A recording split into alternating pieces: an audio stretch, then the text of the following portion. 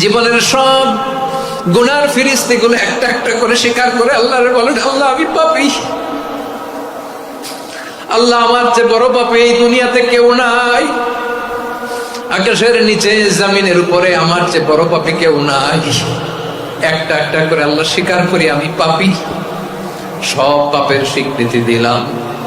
পৃথিবী না জানুক আমি তো জানি, আমি কি পাপ করেছি হায়, আমার পাপের করলে বিচার, বাঁচার আমার নাই উপায়।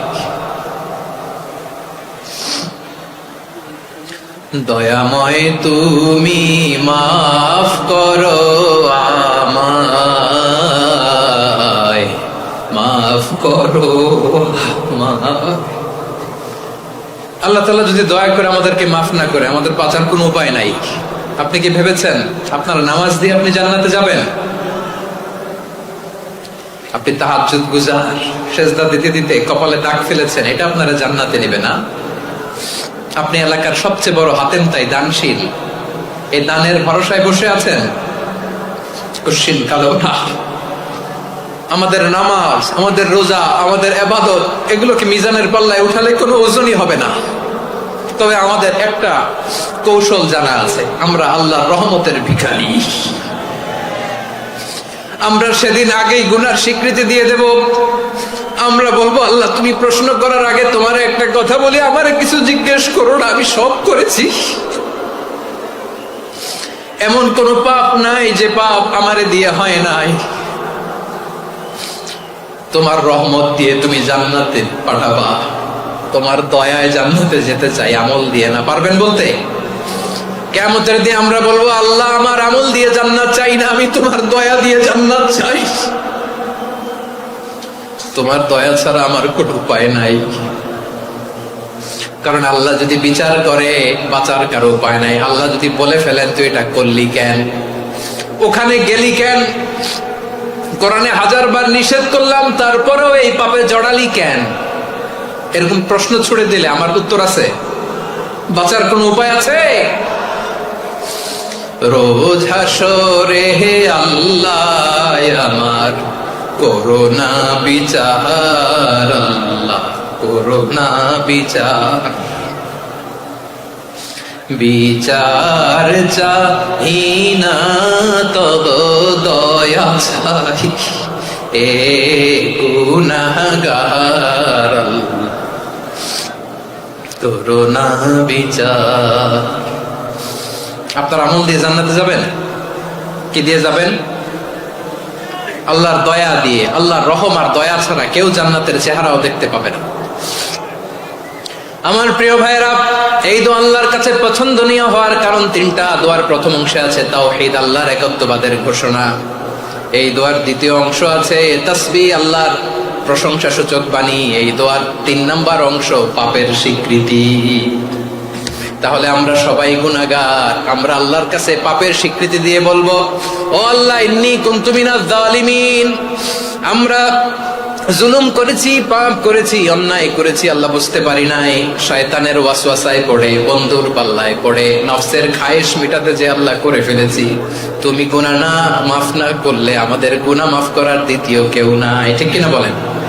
এভাবে অনুতপ্ত হয়ে যদি আল্লাহর কাছে দোয়া করেন, দেয়ালে পিঠ থেকে গেছে, কোন রাস্তা নাই বের হওয়া, ওই মুহূর্তেও আপনাকে বিপদ থেকে উদ্ধার করবে কে?